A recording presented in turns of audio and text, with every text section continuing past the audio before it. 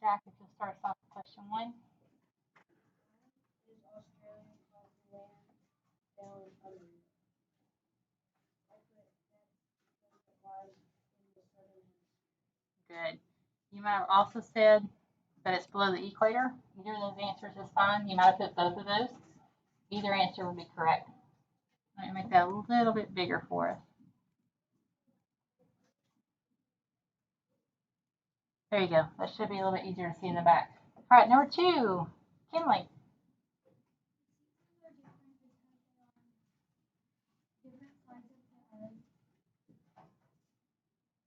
Yeah, how are they different?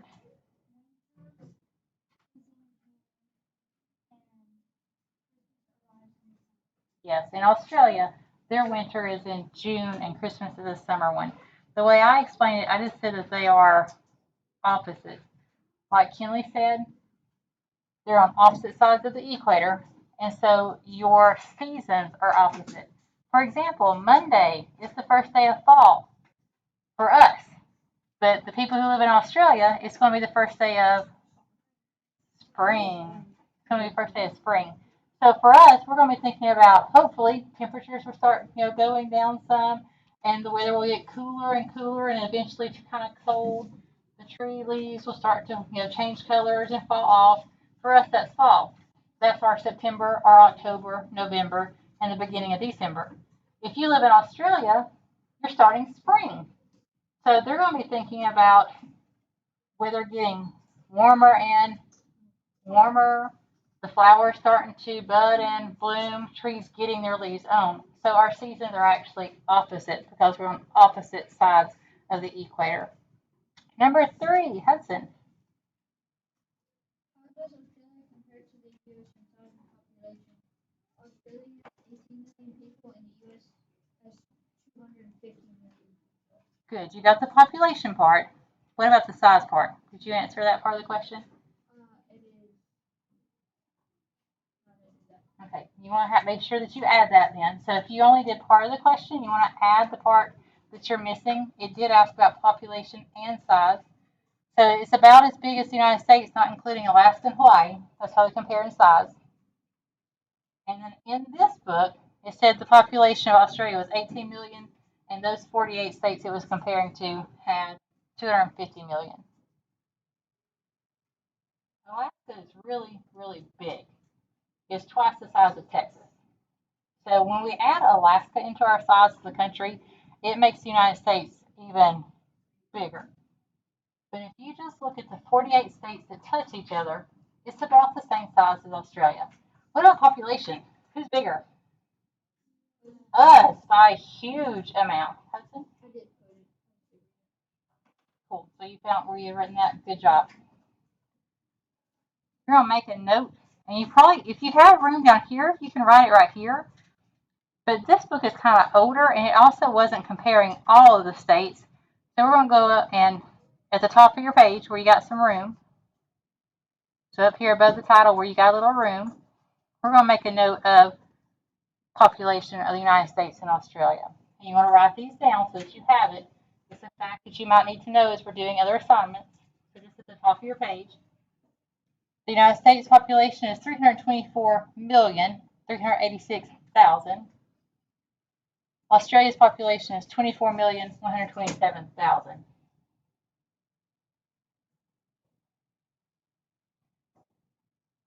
And we are still way bigger than Australia in population. So This is today. This is our current population. And these are estimates. Yes, it was behind. And these are estimates of what population is. So land-wise, we're about the same size, but we have way more people than Australia. Jack? We're going to talk about that because that's the last question. So hold that thought, and we'll talk about that on that last question. Okay, number 4. Number 4, Miles. Why do most Australians live in the east along the Pacific seacoast is cooler and gets more rain than the rest of the continent.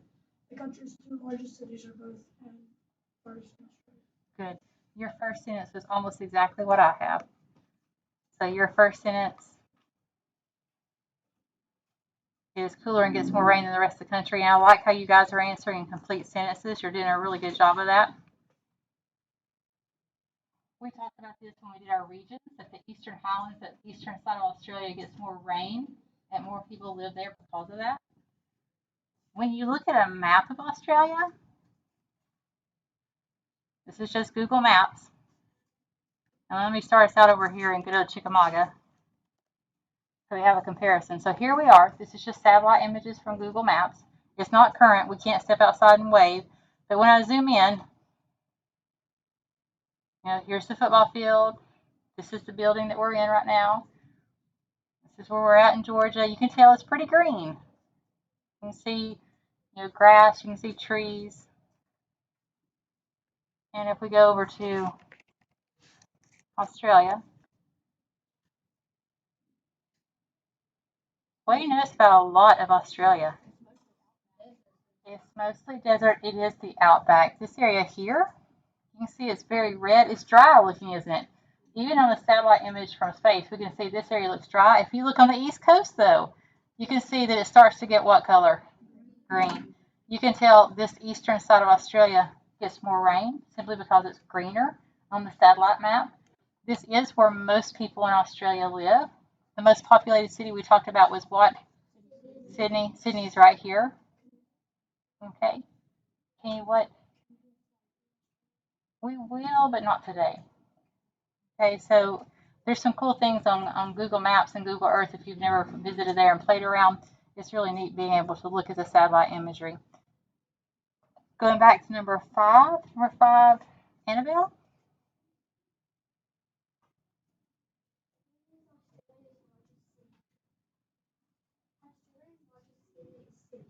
Yeah, and we just looked at it on the map.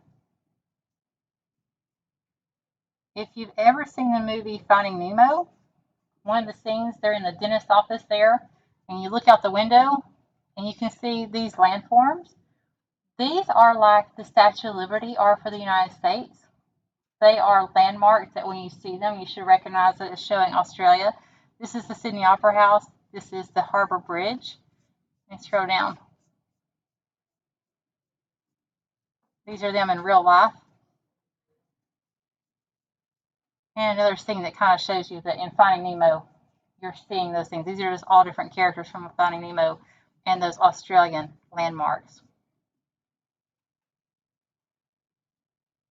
Again, Sydney is the biggest city and not the what?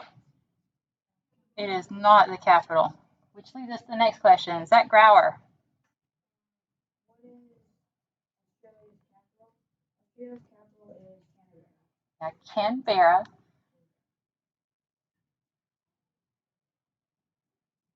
Australia is a fairly young country as an independent country. It became a country in 1901. It gained its independence from Great Britain. So it's just been a country as an independent country for 119 years. In 1911, they built their capital city. They actually had a competition and had different designers submit designs and possibilities. The guy who won was from the United States. So an American designed Canberra. And you can tell it's designed because this area here is where all their government buildings are at. And then there's a circle that goes around it with the road, and everything branches out from that.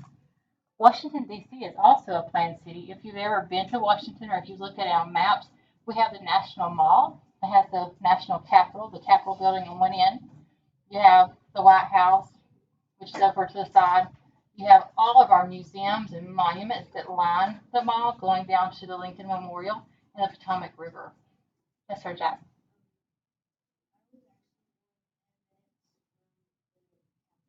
Cool. That's a neat fact. Awesome. On my honeymoon, my husband and I went to Washington, D.C. We went there. A really neat place to go.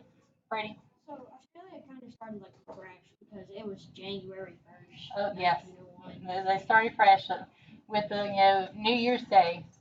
Hudson? A little house that they had. What does this mean? On which one? In Sydney.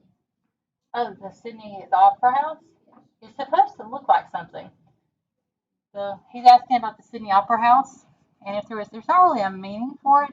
It's an opera house where they have operas and they have concerts and different things. It's supposed to remind you of the sails of a ship because it's there on the harbor. So they designed it kind of looking like a ship, but it doesn't really have necessarily a meaning. Okay, number 7. Number 7, Gavin. Why do fewer people live in the outback? Because it's he's like a desert and he's like really hot and dry. That's exactly what I put. It's mostly desert. It's too hot and dry. You might use that vocabulary word of arid. You want to sneak that in there. And we've already looked at it on a map. You know that on a map you can see how dry it is there. Grayson, number 8. What is Australia's biggest business? Australia's largest business is raising cattle and sheep because they can drink salt water. Yeah, they're well in those areas in the outback. They're able actually to even do that there. On the East Coast and the Central Highlands, it's the biggest business all the way across there. But a specific word that we had in our vocabulary, there they have cattle and sheep. Do you remember? It starts with an S. Not train or bus, but cattle and sheep or gas stations. In Australia, their stations are cattle and sheep ranches. Number 9, Brady. What is the highest point? Mount Kazi at 7,310 feet tall. Good. You don't have to do the feet. It's okay if you did. Mount Kazi is the abbreviation for Mount Kosciuszko. It is fine to use Mount Kazi. You do need to want to know that it stands for Kosciuszko. That is the highest mountain in Australia. Highest point they have. When you compare it to other continents, though, it's pretty short. Australia is a very flat continent. So when we look at all 7 continents, and we look at the highest point on each of those continents and do some comparisons, what we're looking at here. Here's Everest. Everest is the largest mountain on Earth. It's 29,000 feet plus some. It's over in Asia. Here's Aconcagua. It's the highest mountain in South America. Next is Denali, also known as Mount McKinley. That's ours. That's North America's highest point. Kilimanjaro in Africa. Elbrus in Europe. Vinson Massif, which is in Antarctica. And then down here, you have, let me get rid of my line that's there for a second. Down here, very bottom of the graphic, you have Little Mount Kazi. Now, it's the highest point in Australia, but when you compare it to the highest point in all the other continents, Australia is very what? Short, very, very small comparatively. In fact, Mount Kazi is only about a quarter of the size of Everest. So Mount Kazi is about a quarter of the size of our tallest mountain. We know that people go and climb Everest. And it's not just everyday people. You and I would not just go to Everest and start climbing. You know, there are people who train. They're great mountain climbers. They're people who are in great shape. They have the gear that they need before they go climbing. But all of us in here could go and climb Mount Kazi. It has a national park there. There's a parking area. You drive up partway up the mountain, then you park. And then they have a road that takes you, it's kind of a little pathway here. It's a boardwalk. If you've ever been to the beach and there's a boardwalk at the beach, it's the same idea that you walk up to the top of the mountain. And it would be very much within all of our capabilities to do that. Now, some of you might be faster than others, or you might be faster than me. Some of you might could run it. Some of us might be, need some water and panting a little bit harder. But all of us could definitely summit Mount Kazi. Gavin? One of these kids, he actually went to every continent and went to the biggest mountain. Cool. Awesome. Is that like a YouTuber? He's going to go to Mount Everest and climb it. It's like a YouTuber or someone that's like a social media guy or something you saw on the news? Something funny? Cool. Now, Kazi is not all that tall. All of us could go and visit. It's very much in height, kind of like the mountains we have in the Appalachians. If you've been to the Great Smoky Mountains, you're looking at heights kind of similar to Mount Kazi. Yeah, it's definitely a hill, but it's within our capability to climb. We don't need oxygen. We don't need any special gear. We can all do that. Kosciuszko is hard to say because it's the name of a man who was from Poland. Kind of interesting. Kosciuszko, real person, he lived during the time of the Revolutionary War. He believed greatly in freedom and liberty, and so when the Americans fought the Revolution, he came to America and helped fight in the American Revolution. This is a statue to Kosciuszko in front of the White House. Okay, so this is here in America where we have a statue to Kosciuszko. Australia named their tallest mountain after the same man who fought for liberty and freedom in America and in his home country of Poland. So that's where his name comes from. Kind of a neat fact. All right, next one. Number 10, over at Emily, I believe.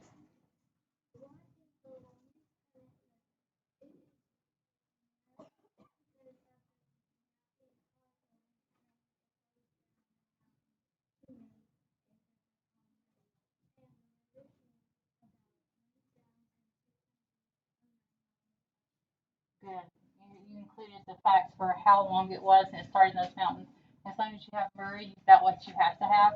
Australia doesn't have a ton of rivers because it's mostly dry and desert. The longest they have is the Murray. What's our longest river here in the United States?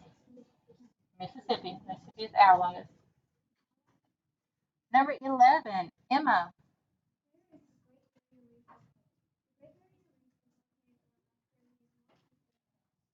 Good. You could also say in the Coral Sea. Either of those answers will work for us. Number 12, Lala. Number 12. Tasmania.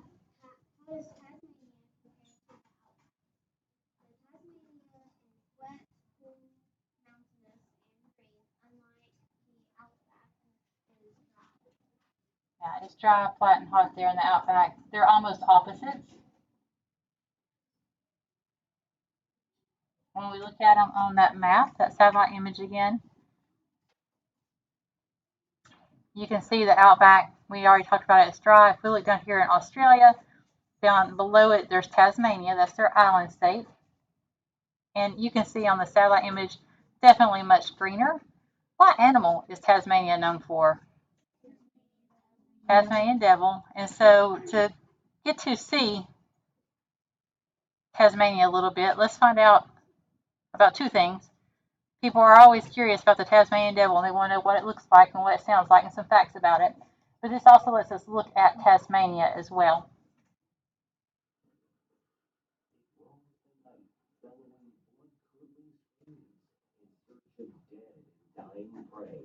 And when it tears into flesh, it's with some of the most bone-crushing jaws on earth. This fiendish fighter may look cute, but its name says it all. The Tasmanian devil. Tasmanian devils, as their name suggests, can only be found in one place, Tasmania. This Australian island's forests and dense foliage allow a resting devil to lay low for the day. But by night, the same landscape becomes a shrieking stalking ground.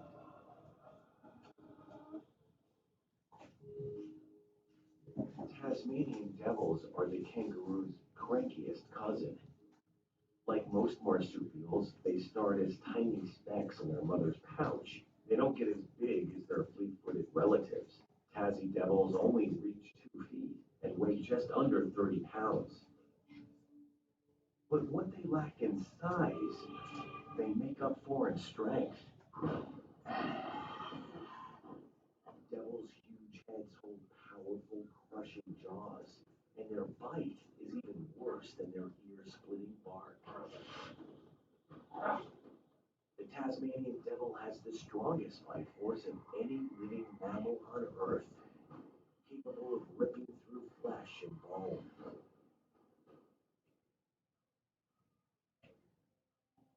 The devil's bite force comes from a powerful upper body design.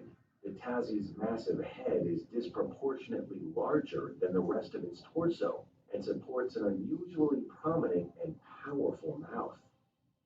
To date, Tassies have killed no humans, but inadvertent encounters with devils can end in bloodshed.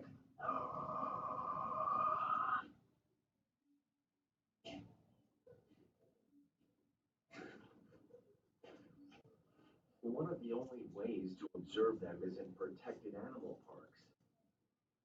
Alright, so Taz off of Bugs Bunny is a Tasmanian devil. He doesn't really look like that to me though. He doesn't really kind of meet the description of like the real animals you see there. And they certainly don't go round and round to get from place to place. The devil part of their name came from the noise they made. And at night, the early settlers thought they sounded like devils out in the forest and the woods there. What was the cool fact about them? What was the thing that was kind of interesting? Huh? They have the tigers on the jaw bite of the Yeah, strongest jaw biting ability of any mammal. So stronger than lions, stronger than bears, stronger than any of those big predators we think of. Tasmanian devils have a stronger bite than any of them. Right? Yeah. Yeah, their head is much bigger, and that's how they have those big, powerful jaws. They kind of remind me of bears, is what they kind of look like to me. Why? They are nocturnal, which means they do what? Yeah, they come out at night. They spend most of their time at night, and they sleep during the daytime. Hudson?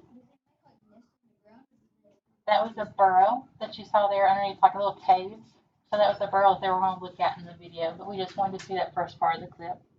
All right, number 13, more about some of those interesting animals. Number 13, Wyatt.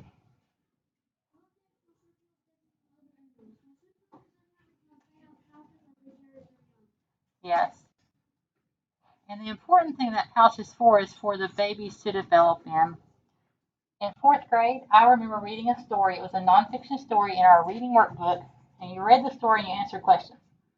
And the story was a nonfiction story about kangaroos, and then one of the questions was true or false, and it said, true or false, a baby kangaroo is the size of a peanut. It was either true or false or multiple choice, and that was one of the options, but you get the idea. So in fourth grade, I'm sitting there reading my workbook, and I've read the story. It said a baby kangaroo is the size of a peanut.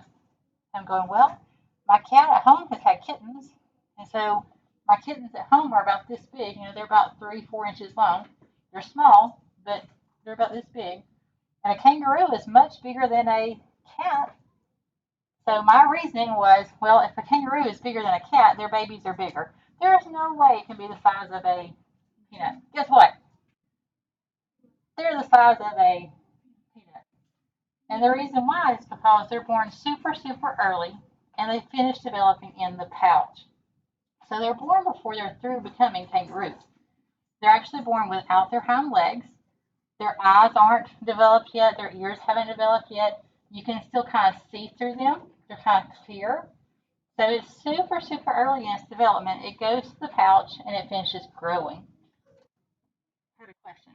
Yes, sir, Hudson. Oh, yeah. They get way, way bigger. So here's what they look like. This is a just born, brand new baby kangaroo, about the size of a peanut. They're mammals, so they're born just like us, just like cats, just like dogs, just like cows. You know, they're born. And as soon as they're born, they crawl up to the pouch where they're going to live out for the next several months and get bigger. You can see its little eye isn't there yet. It's going to be there. There's this little bud for it. You can see its veins. So it looks nothing like a kangaroo looks.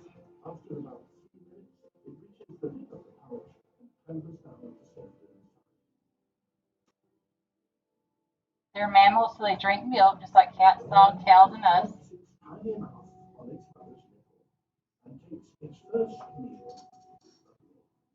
It has no back legs yet.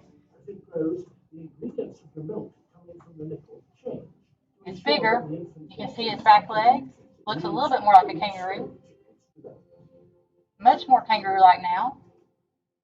Eyes are starting to bulge out. And this is a 9-month-old kangaroo.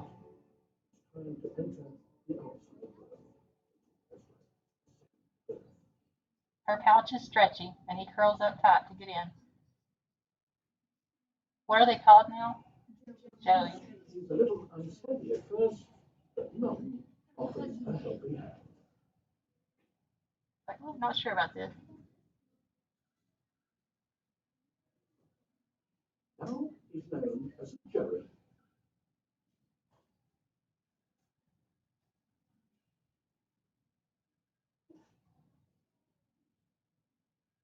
He's frolicking. We'll do a front flip. Whee! And this is too much. I'm ready to go back and relax. I'll get back in her pouch. Much for one day, and he heads back to the safety and security of Mother's pouch.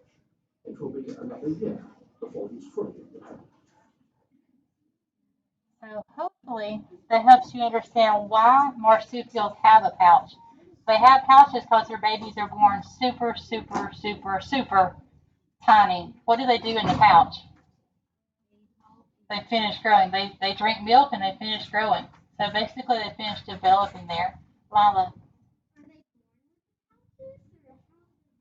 Lila, females are born with pouches.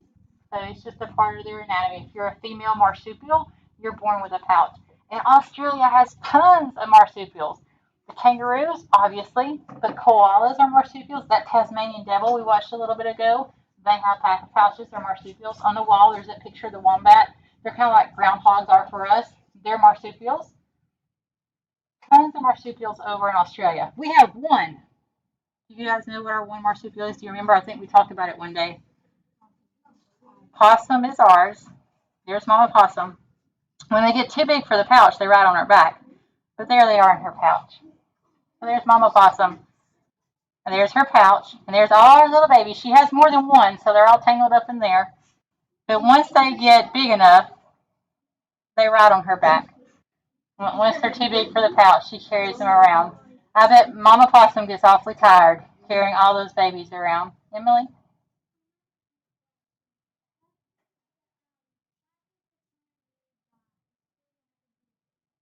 Mama kangaroo dies and no one comes along and cares for the baby Joey, then it will definitely die. In Australia, you know how we have deer crossing signs? They have kangaroo crossing signs because hitting a kangaroo on their roadways is a definite possibility. Just like for us, hitting a deer is a possibility. Oftentimes, you have people that wildlife conservationists and concerned citizens. They'll get out and check to see if there's a baby in the pouch. If there are people there who adopt them and take care of them, like kind of like the nature center is here or a zoo. So yeah, they'll like take care of them and raise those babies. So if one gets hit on the road and someone saves it, if it's too tiny, it's not going to survive. But if it's big enough, they can take it to one of those places and they can raise it there as a little orphan. Yes.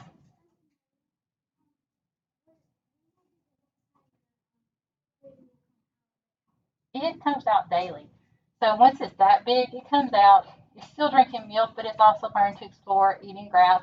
It stays with its mom for another year. So it doesn't really leave mom until it's about 2, according to our video that we watched there. But it's not going to stay in the pouch all the time. The bigger it gets, the more time it's going to spend outside doing other things. Yes, sir, Gavin. Is it like fine to hit a kangaroo? It's kind of like deers here. It's just the thing, like they're just large population of them there. They're wild and they run across. They're not endangered animals, so no, it wouldn't be something that no one did anything wrong. It's just the kangaroo ran out in front of you and you happened to hit it. Yes, What sir. I realized from that picture is that the possums from Ice Age are the size of the babies. Are they too small, Yes.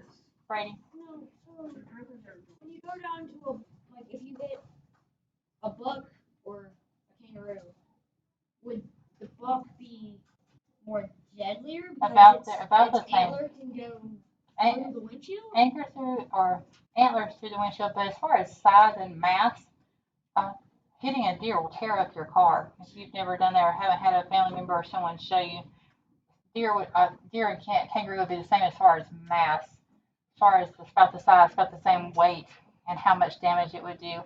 Obviously, antlers are pokey. They could come through there, but a doe will easily go through a windshield if it gets thrown onto that glass and breaks that glass. I So was just wondering yeah. which one if it would be more dangerous than the other. about the same, depending on how you hit them. Is that Stephen? They probably would be more dangerous if they weren't in the car because they can kick and push them out. Yeah, they do have the ability to kick. If you've never looked at something, They balance like on their tails you're right. sometimes, and they literally aren't standing. They stand on their tail sometimes. they box. If you've ever seen like the videos of the kangaroos boxing, they can box. Wow. I have not. I would love to go to Australia. I've never been. Just been on lots of video visits where you watch it on the TV. Preston? What happens if you brought a kangaroo to America? There's lots of kangaroos in zoos and places. So they do okay. And there's places like, I know in Kentucky, there's a place called Kentucky Down Under. And it's like a open animal park. And so kangaroo can very easily live like our deer live. There's a place there she can visit that they brought lots of Australian animals over. What happens if you bring a baby kangaroo? Like if you go to Australia and you sneak a baby kangaroo into You'd have to make it through customs. And so they would not be happy with you on the airplane when they found you with the baby kangaroo. You would get in trouble there. All right, next one, we still have one more crazy animal to talk about. We talked about marsupials, have pouches for the babies to develop in. Next one, Joanna, will you read number 14 for us?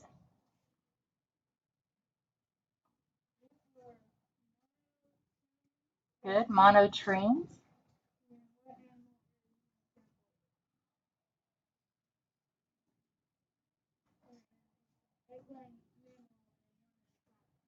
Good, that's exactly what I have. Mammals are animals that are warm-blooded, they have fur, they give live birth, and they produce milk for their young. We are mammals. Cats are mammals. Cows are mammals. Sheep, dogs, gorillas, chimpanzees, lots and lots, long list. Marsupials were special mammals that had pouches. Monotremes are the craziest of the mammals because they lay an egg. There are only 3 animals in the world that are monotremes. Guess where they all live? Australia. There are 2 species of echidnas, which are spiny anteaters. So that's one of our monotremes. And the other monotreme is the platypus. And let's find out a little bit more about the platypus. And this is Emma, who's a 2-year-old female platypus, and she was bred here as part of our captive breeding program. Platypus Sanctuary was the first place to ever breed the platypus, and so far there have only been 2 zoos that have successfully bred them. And most of our success has occurred just within the last 3 years, where we bred some twins. We bred Ember here, and we had a baby boy just earlier this year.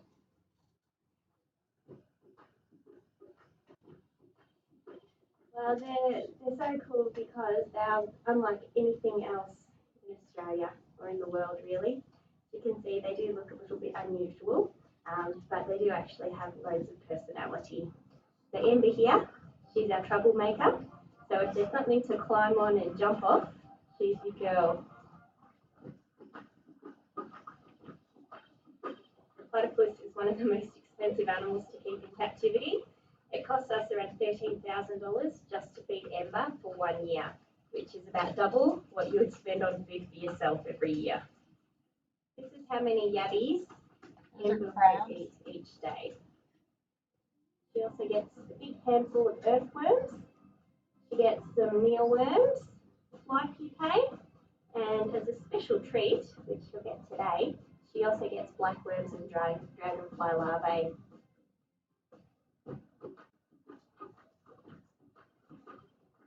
They do like to eat a whole range of invertebrates, from yabbies to worms and all sorts of bugs that you find in creeks and rivers. And all of these invertebrates are really dependent upon the type of water that they live in. So only clean water that doesn't have any chemicals in it, those invertebrates will be able to breed there, which means the platypus will have lots of food. If the water's contaminated and really dirty, there'll be no food for the platypus. Cool. Another cool fact that they don't mention in the video, male platypus have a spur or a talon, kind of a claw, that has poison to it. It's enough poison to kill a small dog and make a human sick. Okay? Only the males have those talons on them. Australia has lots of interesting animals.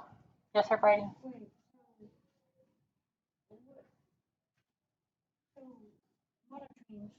They're egg-laying mammals. They lay an egg. Oh, so a bird is like a half monotreme. A bird is a bird, and the monotremes are kind of like they have the bird-like quality of laying an egg, but everything else is like a mammal. That's what makes them so weird, because usually we think of our birds lay eggs and reptiles lay eggs. Many of those will also lay eggs, but our mammals, except for those three species, those two types of echidnas and platypus, no other mammals lay an egg, an external egg like that. Gavin? What would emu be? An emu is a large bird. It's a large bird. It's a cool bird. They're really big. What? Bigger than a peacock, more like an ostrich. More like the ostrich size. Emus are really big. All right, number 15. Zach, would you do number 15 for us? Zach Stevens?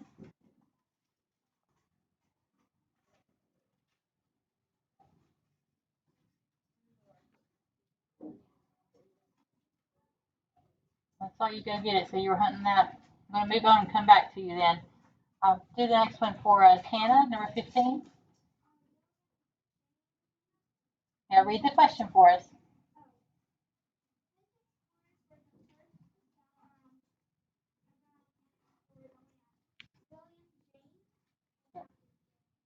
The Spanish, actually, William Jens and the Spanish actually sailed past Australia. They went by like, oh, look, there's some land over there. That's really cool. But they kept on sailing and they didn't stop. And lots of people miss this question. Be sure you change it if you need to. You have to read really careful. The first people to actually get out and explore are the Dutch. Tasmania is named from one of those Dutchmen. Abel Tasman was one of the Dutch men who explored this area. And what is named for him?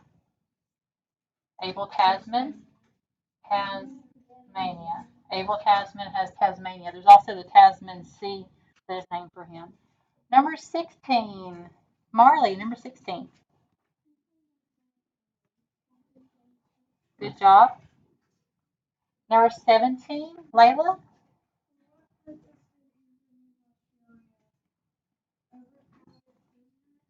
Good. It was a place to send their extra criminals or their prisoners. We're going to talk more about this next week as we talk about the history of Australia. We have this in common with Australia. Georgia started out as a place for England to send prisoners to, and we'll talk more about that. Olivia, number 18.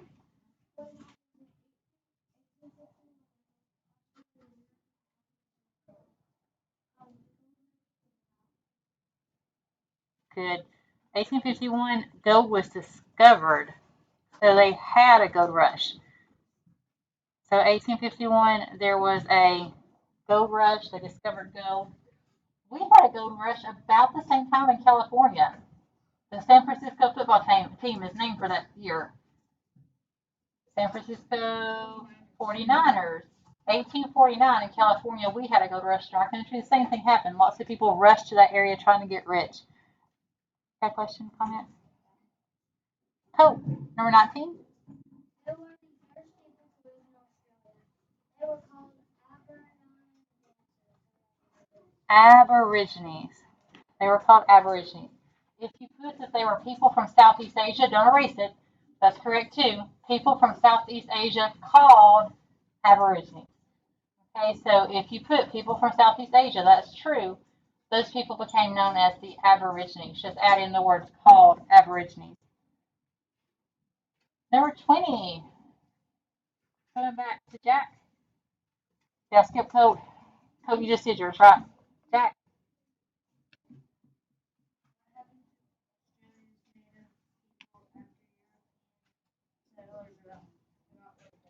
Good. And that's the short answer. They were almost wiped out. If that's what you put, that's fine. You might have also mentioned that many died from disease. Some starved. Their land was stolen. Some were murdered. So if you have something along those lines, and we'll be talking about the Aborigines Friday. 21. Kinley.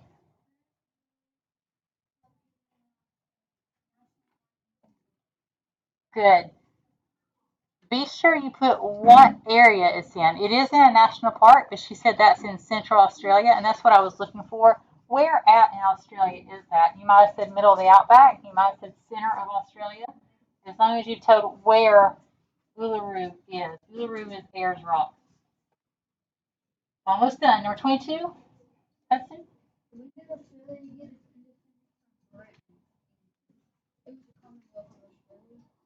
but when did it get its independence? So we're looking for a date on this one. Did you write a date? Miles, help him out. January 1st, Yeah, January 1st, 1901 is when they became an independent country. That's when they gained their independence. Number 23, Annabelle.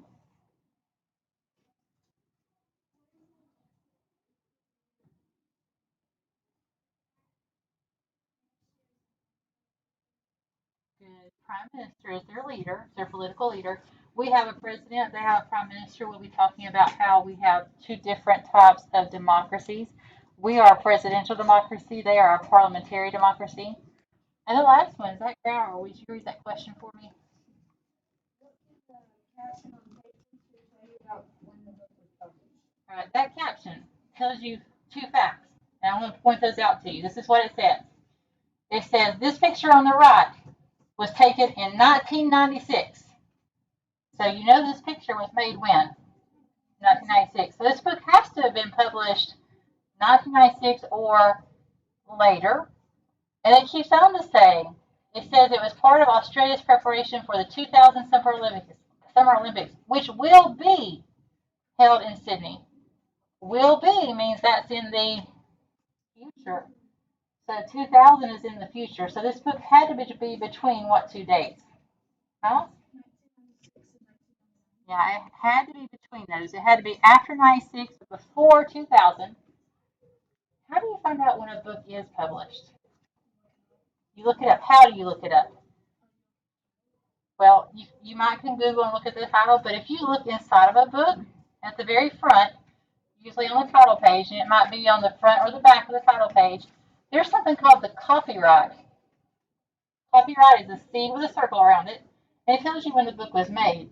And if you look on this one, it says copyright 1998. So this book was actually made in 1998. Does that make it a good source for us? What would be something we might want to double check on? What information in here might be something we might want to double check on that might change over time? Yeah, population is something that might change over time. If it told us the name of a government leader, we might want to double check to make sure that was the same. The facts about the country and the geography, that part's going to pretty much stay the same. Y'all put these in your folder. We'll glue them in later this week.